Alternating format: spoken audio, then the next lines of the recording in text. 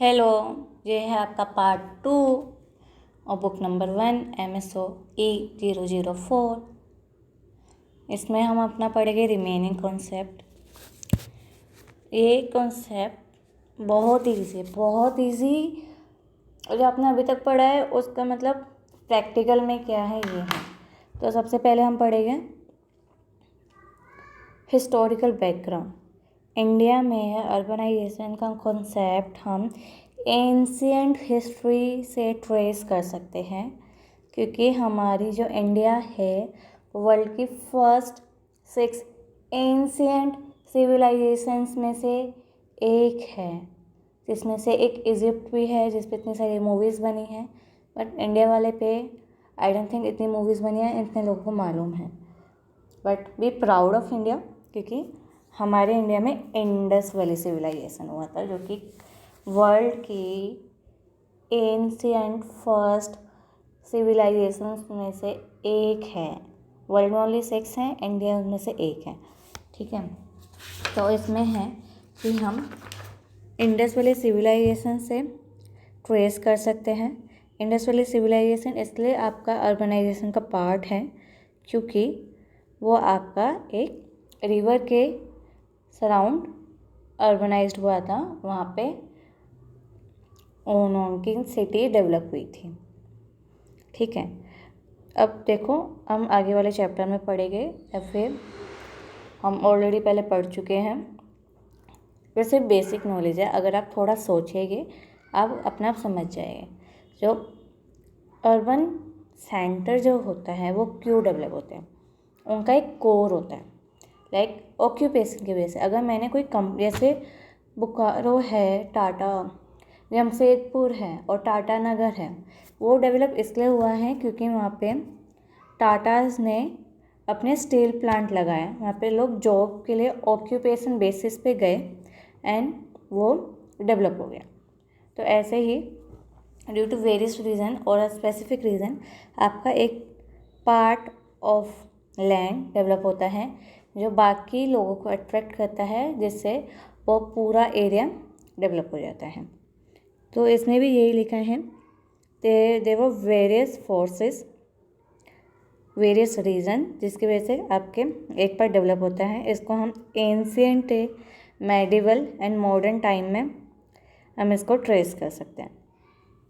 ठीक है, also Rajbala and king ने बोला है कि हम इंडिया के अर्बन पैटर्न को 3 पार्ट्स में डिवाइड कर सकते हैं, pre colonial, colonial and post colonial. ऐसा इसलिए क्योंकि जो कॉलोनियल पीरियड था उसमें डेवलपमेंट का बिल्कुल ही अलग था, इसलिए उन्होंने कॉलोनियल के टाइम के बेसिस पे ऐसा किया है। इसके बाद ना इस पे सिर्फ और सिर्फ डेटा है कि देखो जो इग्नू की बुक्स होती है ना, जबकि बिल्कुल भी रिसेंटली अपडेटेड नहीं होती है। इसमें आपको डेटा बहुत पुराना मिलेगा, एक 20 ईयर्स और 10 ईयर्स पुराना तो आपको मिलेगा ही मिलेगा। जो ये वाला डेटा है ये 2001 तक का है अपडेटेड। चलो 2006 लगा लो, क्योंकि नीचे आपको टेबल दिया है। इसके आगे नहीं है, हम 2021 में हैं अभी। ये डेटा बहुत पुराना है। अगर आप ये डेटा यूज़ करना चाहते हैं, अब मेरी बात माने, थोड़ी सी मेहनत कीजिए, गूगल पे सर्च कीजिए, आपको सारा डेटा मिल जाएगा। आप बस इसको वहाँ से अपडेट कर लीजिए। इसमें बस यही लिखा है कि पहले कितना था अब कितना हो गया है, पहले कितना कम था अब कितना बढ़ गया है, और इसमें कुछ नहीं लिखा। और इसमें हो सकता है प्रिडिक्शन हो, लेकिन इसमें 2026 का प्रिडिक्शन है, जो कि हम बस 5 ईयर्स दूर है। लेकिन जब ये लिखा गया था जब 20 ईयर्स का था। तो आप मेरी बात मानिए, ये डेटा यूज़ मत करना। अगर आप करना चाहते हैं तो आप थोड़ी सी मेहनत करके गूगल करके आप डेटा ले लीजिए। ठीक है, अब इसमें है रिव्यू ऑफ डेफिनेशंस। इसमें आपको बताया गया है कि जो अर्बन प्रोसेस होता है ना, ये अर्बन जो होता है ये आपका एक कॉम्प्लेक्स सोशियो इकोनॉमिक प्रोसेस है, जो एक साइंटिफिक एंड टेक्नोलॉजिकल रेवोल्यूशन की वजह से आया है। ये सिर्फ आपके एक नेचर पे इफ़ेक्ट नहीं करता, ये आपके सारे नेचर पे इफ़ेक्ट करता है, डेमोग्राफी, एथनिक, इकोनॉमी एंड बाकी सब पे। ठीक है, अब इसमें बहुत सारे लोगों ने काम भी करा है, बहुत सारे थिंकर्स ने काम किया है। इसमें कुछ लोगों ने बताया है कि ये सिर्फ ग्रोथ की वजह से हो गया, कुछ लोगों ने बोला कि ऐसा कुछ नहीं है, ये आपका एक हिस्टोरिक प्रोसेस है, क्योंकि ये ऑब्वियसली हिस्ट्री का पार्ट है कि आप कैसे कैसे प्रोग्रेस हुए हो, कैसे कैसे डेवलप हुए हो, कैसे कैसे आपका एक छोटा सा एरिया बड़ा होके, टाउन होके, सिटी होके, मेट्रोपॉलिटन सिटी बना है, कैसे वो डेवलप हुआ है। एंड ये आपके कौन कौन से एक्सपेक्ट्स पे इम्पेक्ट करता है। एंड ऑल्सो ये इसको बोलते हैं कि ये एक स्टेज भी है, ये रिजल्ट भी है, एंड आपका प्री रिक्विजिट है ह्यूमन इंटरेक्शन का। अगर आप ह्यूमन इंटरेक्ट करते हैं तो ये आपका होना चाहिए। ऑल्सो ये भी बताया है कि एक जाइनेटिक कॉन्सेंट्रेशन है प्रोडक्टिव फोर्सेस का, सोशल एंड इंफॉर्मेटिव एक्टिविटी का। फिर बाद में आपके थिंकर्स के काम दिए हैं कि किस थिंकर ने क्या काम किया है। आप इसको एक बार रीड करके देखिए, आपको समझ आ जाएगा। अगर आपको नहीं आता है आप कमेंट में लिखें, मैं आपके लिए छोटी सी समरी, जो आपको पार्ट समझ नहीं आया मैं उसकी आपके कमेंट में रिप्लाई कर दूँगी। अब प्लीज़ ये मत बोलना कि बिना पढ़े मुझे कुछ समझ नहीं है, ऐसा नहीं हो सकता, क्योंकि इग्नू में इतनी बेसिक इंग्लिश होती है, आप उसको 2 बार 3 बार रीड करेंगे, आपको अपना आप सब समझ आ जाएगा। आप एक बार रीड करके देखिएगा, बिना रीड के मत बोलिएगा, क्योंकि पता चल जाता है, ठीक है। अब इसमें बस यही है कि अर्बनिज़म, क्योंकि अब ये आपका ग्रोथ बता रहे हैं पहले से अब तक का कैसे हुआ है, जो कि थोड़ा पुराना डेटा है। मैं आपको यही एडवाइस करूँगी कि आप इसको एक बार गूगल से थोड़ी सी मेहनत कीजिए, बिल्कुल थोड़ी सी मेहनत कीजिए। न्यू डेटा आप अपने लिए अपडेट कीजिए, मेरे लिए भी मत कीजिए, सिर्फ अपने लिए कीजिए, क्योंकि जब आप एग्ज़ाम में लिखेंगे उसको, आप ही का आपको प्लस पॉइंट्स मिलेंगे। अगर मैं बिना डेटा के एग्ज़ाम में लिख के आती हूँ तो हो सकता है मेरे को 20 में से 5 मार्क्स मिले, लेकिन अगर आप डेटा लिख के आते हैं तो इट माइट भी हैपन आपको 20 में से 8 मार्क्स मिल जाए, उससे 3 मार्क्स ज़्यादा। इग्नू में थोड़ी मार्किंग स्ट्रिक्ट होती है।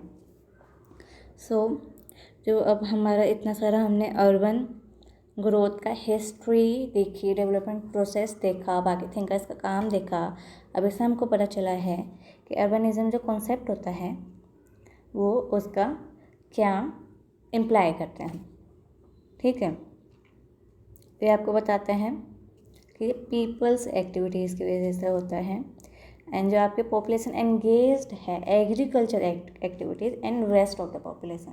जैसे हमने पहले वीडियो में देखा था कि इंडिया में एटलीस्ट 75% मेल पॉपुलेशन आपकी एग्रीकल्चर में नहीं होनी चाहिए, ठीक है। Population distribution according two types of settlement, जैसे इंडिया में अगर माउंटेनियस रीजन है तो वहाँ पे थोड़े कम लोगों पे हम बोल देते हैं कि ये आपका अर्बन है, और प्लेन्स में यहाँ पे माउंटेन्स नहीं है वहाँ पे वो ज़्यादा होता है criteria. Population concentration level and levels of concentration of human activities, कि आपका कॉन्सेंट्रेशन लेवल कितना है in the shaping of the urban way of life and its growing influence on other sections of population। जैसे मैं आपको इस video में कह रही हूँ कि अर्बन सिर्फ आपका ग्रोथ पे इम्पैक्ट नहीं होता, सिर्फ इकोनॉमी पे इम्पैक्ट नहीं होता है, आपके सारे लाइफ के स्फेयर पे, सर्कल पे, हर एक चीज़ पे इम्पैक्ट करता है, जो कि हम आगे पढ़ेंगे कि वो आपका बाकी स्पेयर्स ऑफ लाइफ में कैसे इम्पैक्ट करता है, कैसे आपका जो पर्सनल स्पेयर होता है, फैमिली, मैरिज एंड किनशिप, ये कैसे चेंज हो जाता है, आपका पॉलिटी में कैसे इम्पैक्ट होता है, एंड सब कुछ, ठीक है। आप ये कंक्लूजन पढ़ के देखिए, इसमें कुछ नहीं लिखा है, ये बिल्कुल एक रिवीजन है, छोटी सी रिवीजन है, आप इसको रीड कीजिएगा और यहाँ हमारा चैप्टर ख़त्म हो जाता है। नेक्स्ट वीडियो में हम करेंगे सिटी एंड मेट्रोपोलिस। इतना बेसिक चैप्टर है, इतना छोटा सा चैप्टर है ना, मैं आपको कहूँगी कि आप एक बार इसको खुद रीड करके देखिए, आपको बिल्कुल समझ आ जाएगा। अगर आपको समझ नहीं आता मैं तो हूँ ही आपके लिए, मैं इसकी भी आपको समरी बताऊँगी, अच्छे से समझाने की कोशिश करूँगी, ठीक। चलो बाय फ्रेंड्स, टेक केयर।